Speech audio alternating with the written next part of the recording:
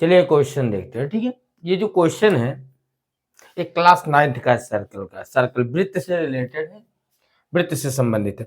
तो इस प्रश्न को अगर आप देखेंगे तो इस प्रश्न में फिगर नहीं दिया हुआ है, मैंने फिगर को बना रखा है। ठीक है, तो फिगर को मैंने बना दिया है, लेकिन अब ये समझना, देखिए इस क्वेश्चन को एकदम लास्ट तक देखिएगा, क्योंकि इसमें बहुत बड़ा रहस्य छिपा हुआ। अगर जिस हिसाब से ये दिया हुआ है, ये क्वेश्चन दिया है, अगर उसके हिसाब से आप कंस्ट्रक्शन करते हैं यानी रचना करते हैं तो फिगर कुछ इस तरह से बनता है। लेकिन अभी आपको इसके लास्ट में, वीडियो के लास्ट में एक तथ्य बताऊंगा मैं, और जरा आप लोग ध्यान से देखिएगा कि किस तरह से, क्या उस चीज को सभी लोग जानते हैं या नहीं जानते। ठीक है, उसको हमें जानने की जरूरत है कि क्या ये वाकई में यहाँ है। अगर है तो यहाँ पे देखिए बीच में गैप जो आ रहा है, इस गैप का वैल्यू 0 मिलने वाला है। ठीक है, अब कैसे 0 होता है इसको भी समझा जाएगा। तो चलिए देखते हैं।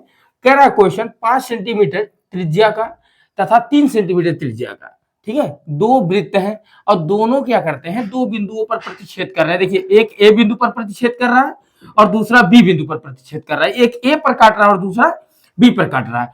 और फिर कह रहा है उनके केंद्र के बीच की दूरी 4 सेंटीमीटर है, यानी बड़े वाले वृत्त का केंद्र ओ है और छोटे वाले वृत्त का केंद्र ओ डैश मान लिया है हमने।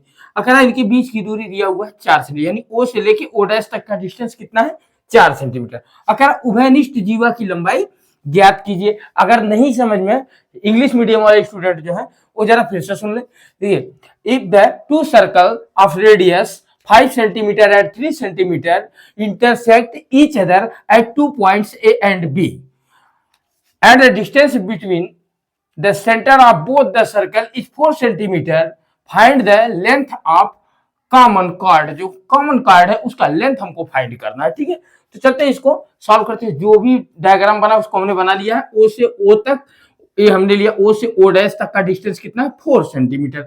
तो ओ से ओ डैश तक का डिस्टेंस हो गया हमारा 4 सेंटीमीटर। चलिए इसको मैं यहां लिख देता हूं। ठीक है, और फिर कह रहा है इसका जो रेडियस है वो कितना है, 3 सेंटीमीटर, और इसका रेडियस है कितना, 5 सेंटीमीटर। हमको निकालना है ए बी का डिस्टेंस। तो चलते हैं, आते हैं सॉल्यूशन में।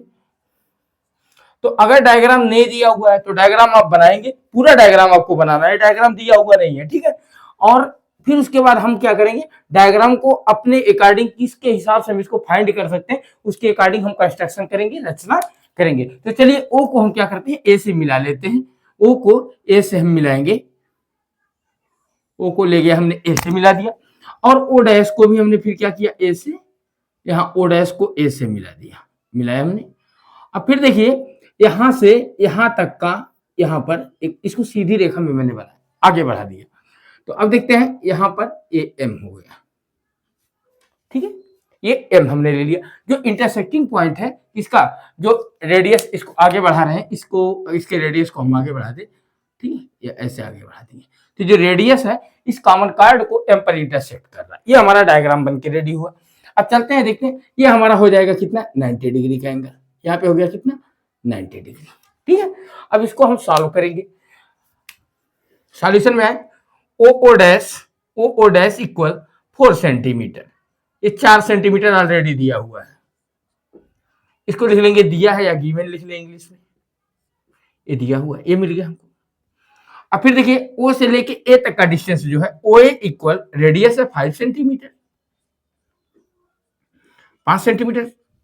और फिर क्या है, ओ डैश ए जो है हमारा, वो भी रेडियस है, छोटे सर्कल का है, तो ओ डैश ए इक्वल हो गया हमारा 3 सेंटीमीटर।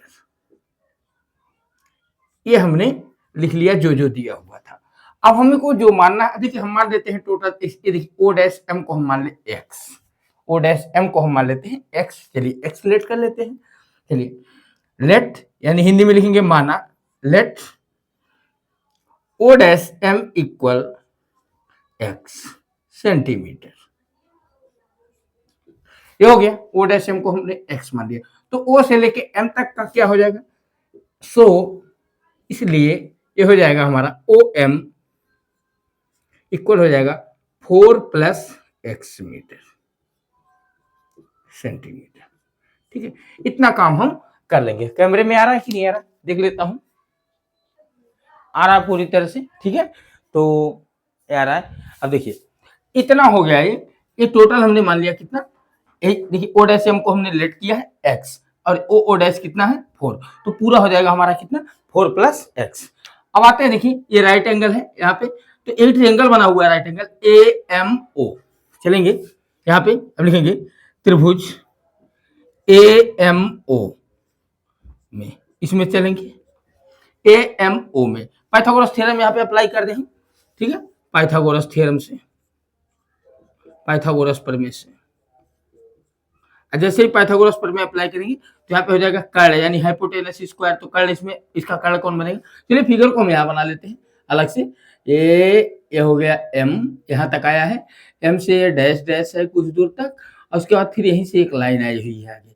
अब फिगर आपको समझ में आ गया होगा, ठीक है, O हो गया, A हो गया और ये हो गया M, और यहीं पे बीच में पॉइंट दिया हुआ O डैश, तो इसीलिए देखिए ये इतना दोनों सेंटर के बीच का डिस्टेंस कितना है 4 है, और इसको हमने लेट कर रखा है कितना x, तो टोटल लेंथ कितना हो जा रहा है हमारा 4 प्लस एक्स, ये हो गया, ठीक है, ये लेट के। और देखिए ओ हमारा रेडियस है 5 सेंटीमीटर। अब आ जाएंगे यहाँ पे पाइथागोरस थ्योरम लगाएंगे, तो hypotenuse square equal base square plus perpendicular square यानी कर्ण स्क्वायर बराबर, तो कर्ण हो गया हमारा कितना, इसको एओ कर्ण है हमारा हाइपोटेनस, एओ स्क्वायर इक्वल बेस हो जाएगा 4 प्लस यानी ओ एम लिखेंगे, क्या लिखेंगे O M square plus A M square, ये हो जाएगा, ठीक है, इतना कर देंगे। और ए ओ का वैल्यू है हमारे पास 5, 5 का स्क्वायर हो गया, ओ एम हो गया 4 प्लस एक्स का square plus A M square. अब 4 प्लस एक्स को इधर लेकर आएंगे तो हो जाएगा 25, ये हो गया 25, अब माइनस ब्रैकेट में 4 plus x of the whole square equal हो गया आपका ए एम स्क्वायर। इसको इक्वेशन नंबर फर्स्ट मान के रखिए यहाँ पे। अभी देखिए इस क्वेश्चन को लास्ट में देखिएगा, वहां पे एक छोटा सा रहस्य छिपा हुआ, आप रचना करके देख सकते हैं, ठीक है, और रचना करेंगे जब तो आपको ये चीज एकदम बिल्कुल अलग नजर आएगा। तो चलिए ये हो गया, अब आएंगे फिर चलेंगे किस एंगल में AMO डैश में, पुनः चलेंगे यहाँ पुनः लिख करके हम लिखेंगे अब, ठीक है, अब लिखेंगे, पुनः तब लिखते हैं जब फिर कोई काम करते हैं उसी से संबंधित। तो चलिए AMO डैश में, त्रिभुज AMO डैश में, यहां भी पाइथागोरस प्रमेय लगा दीजिए, पाइथागोरस प्रमेय अप्लाई करेंगे तो इसमें का कर्ण होगा AO डैश, हो जाएगा कर्ण का square AO dash square equal, इसका बेस होगा, अब देखिए ये बना हुआ है ऐसे ऐसे करके है, और ये डॉट डॉट डॉट करके है, और फिर ऐसे करके है, ठीक है, ये हो गया हमारा फिगर।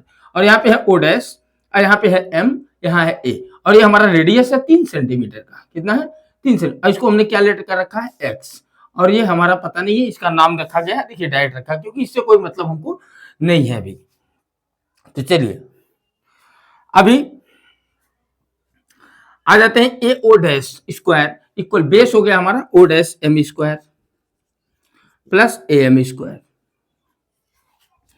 अब यहां पे बात कर लें, AO डैश का वैल्यू है 3, 3 का स्क्वायर, O डैश M का वैल्यू है x, x square AM square, इसको इधर कर लेंगे तो हो जाएगा 3 3 9 हो गया minus x square equal AM square.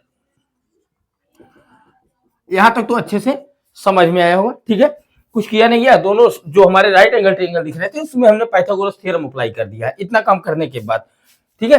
अब आते हैं थोड़ा सा, अभी मैं इसको इरेज कर ले रहा हूं फिर से, तब तक आप लोग एक बार देख सकते हैं, देख लीजिए ऊपर से नीचे तक यहाँ तक। अब फिर क्या करेंगे, दोनों इक्वेशन को देखिए AM स्क्वायर इधर भी है इधर भी है, पहले इक्वेशन में देखेंगे AM स्क्वायर के इक्वल ये पूरा है, और यहाँ भी AM स्क्वायर के इक्वल है, तो कंपेयर करेंगे, इसी को बोलते हैं समीकरण फर्स्ट तथा सेकंड की तुलना कर देंगे, तुलना करेंगे, तुलना करना कंपेयरिंग, कंपेयर AM स्क्वायर की इक्वल है, इसका मतलब इधर वाला साइड इधर वाले साइड की इक्वल हो जाएगा, तो इधर वाला साइड क्या बच रहा है 25 minus in the bracket 4 plus x square x of the whole square equal, इधर क्या बचा है 9 माइनस एक्स स्क्वायर। अभी भी ये संभवतः कैमरे में आ रहा होगा, देख लो जरा, हाँ चलिए आते हैं फिर यहाँ बढ़ जाते हैं, इधर आ जाते हैं, इधर इसको मैं इरेज कर सकता हूँ, इसको आप देखिए। अब जैसे ही कंपेयर करेंगे ये ब्रैकेट ओपन कीजिए, हो जाएगा 25, देखिए माइनस का मल्टीप्लाई कर दे a plus B of the whole square लगा के माइनस का मल्टीप्लाई करके डायरेक्ट ओपन करेंगे, तो माइनस का मल्टीप्लाई करेंगे, यहाँ पे देखिए 4 का स्क्वायर कितना होगा 16 प्लस बी स्क्वायर यानी एक्स स्क्वायर होगा, तो यहाँ पे माइनस एक्स स्क्वायर हो जाएगा, अब प्लस 2ab होगा तो यहाँ पे माइनस 2ab हो जाएगा, यानी माइनस 2 4 8x, इक्वल उधर हो गया आपका 9 माइनस एक्स स्क्वायर। और देखिए माइनस एक्स स्क्वायर है, इधर आएगा तो प्लस हो जाएगा, इसलिए ये क्या हो जाएगा कैंसिल, ये कैंसिल हो गया। और जैसे ही कैंसिल हो गया अब 9 को उठा के इधर लेकर के आइए, तो हो गया 25 माइनस 16 कितना बच रहा है आपका, यहाँ पे बच रहा है सीधे सीधे 9 बच रहा है। और देखिए ये प्लस 9 बचेगा, इधर आएगा माइनस 9 हो जाएगा, और यहाँ पे बचेगा माइनस 8x इक्वल हो गया आपका 0। और देखिए यहाँ 9 9 कैंसिल हो गया, तो हो गया माइनस 8x इक्वल 0, और x इक्वल आपका हो गया 0। ये सोचने वाली बात है, जब यही सोचने वाली बात है। संभवतः अगर आप कंपास ले करके आप इसका कंस्ट्रक्शन करेंगे, अगर दो सेंटर के बीच में आप दो सर्कल बनाएंगे, एक का 3 सेंटीमीटर रेडियस लेंगे, एक का 5 सेंटीमीटर रेडियस, और अगर आप सर्कल इस तरह से बनाते हैं तो इंटरसेक्ट तो कर रहा है, लेकिन आप देखेंगे कि ये कभी भी यहाँ इस पे नहीं आ रहा, जबकि यहाँ पे क्या आ रहा, वैल्यू क्या आ रहा है, इसको देखने की जरूरत है। वैल्यू आ रहा है x इक्वल 0, तो यहाँ पे देखिए यहाँ से यहाँ तक डिस्टेंस तो कुछ तो है ना भाई, कुछ तो डिस्टेंस है। अगर कुछ डिस्टेंस है तो ये 0 कैसे हो रहा है, लेकिन अगर 0 नहीं हो रहा तो इसका वैल्यू है। अब सोचने वाली बात एक और है कि यहाँ पे कंस्ट्रक्शन करने के बाद फिगर आपका ऐसे ही बनेगा, लेकिन जो वैल्यू अभी निकाला जाएगा इसका वही वैल्यू यहाँ पे आएगा, ये भी सोचने वाली बात है। जो कॉमन कार्ड है हमारा, वैल्यू से जो जीवा आ रही है उसकी लंबाई निकालेंगे तो इसी से जो आ रहा है वही आ रहा है, लेकिन रचना करने के बाद ये आपका यहाँ से यहाँ इतना दूर भग रहा है, तो इतने का वैल्यू 0 आ रहा है। ठीक है, तो ये चीज समझने की है। तो चलते हैं, आते हैं एम की बात कर लेते हैं। एम स्क्वायर यहाँ पे है हमारे पास, यहाँ एम का वैल्यू रख दीजिए। अब एक्स का वैल्यू कहीं रख दीजिए, यहाँ रख दीजिए, एक्स का वैल्यू 0 रखेंगे, एम इक्वल कितना आ जाएगा, एम स्क्वायर इक्वल 9 आ जाएगा। ठीक है, समीकरण फर्स्ट में मान रखने पर जैसे ही मान रखेंगे आप एम स्क्वायर, देखिए एक्स का वैल्यू 0 रखेंगे तो ये 0 हो जाएगा, यहाँ देखिए ध्यान से 0 हो गया, तो एम स्क्वायर इक्वल आ गया 9, एम स्क्वायर इक्वल 9।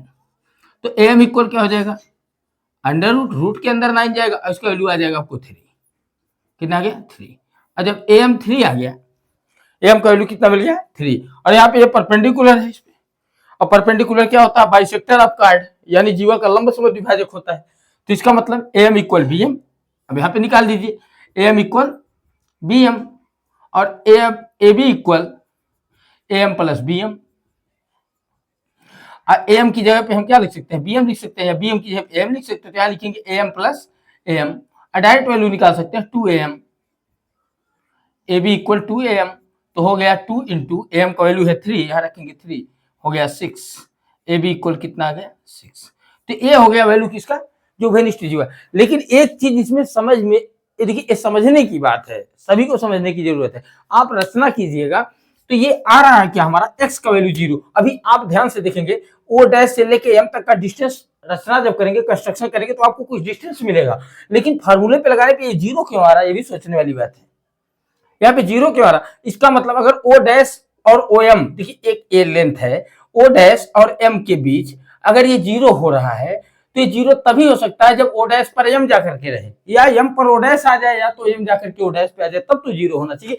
लेकिन फार्मूले पे लगाने पे तो सवाल तो आ जा रहा है, लेकिन कंस्ट्रक्शन करने पे डायग्राम आपको इसी तरह से मिलेगा, और इसका वैल्यू आपको दिखने में कुछ मिलेगा, लेकिन फार्मूले पे लगाएंगे तो इसका वैल्यू बिल्कुल 0 हो जाता है। लेकिन ये गलत भी नहीं कहा जा सकता, क्योंकि रचना करके जब आप इसको मापेंगे, ए बी का लेंथ जो आता है वो 6 सेंटीमीटर ही आता है। ठीक है, तो ये 6 आ रहा है, और यहाँ पे ये एम का वैल्यू कितना आ रहा है 3 आ रहा है। तो ये रहा इस क्वेश्चन का सॉल्यूशन, और हम आशा करते हैं आपको समझ में आया होगा। पिछले भी वीडियोज में उनको जाकर के आप देख लेंगे, और भी क्वेश्चन आप लोगों के बीच में ज्योमेट्री का मैं भेजता रहूंगा। और इस चैनल पे अगर आप नए हैं तो चैनल को सब्सक्राइब जरूर कर लें। Thank you, thanks for watching.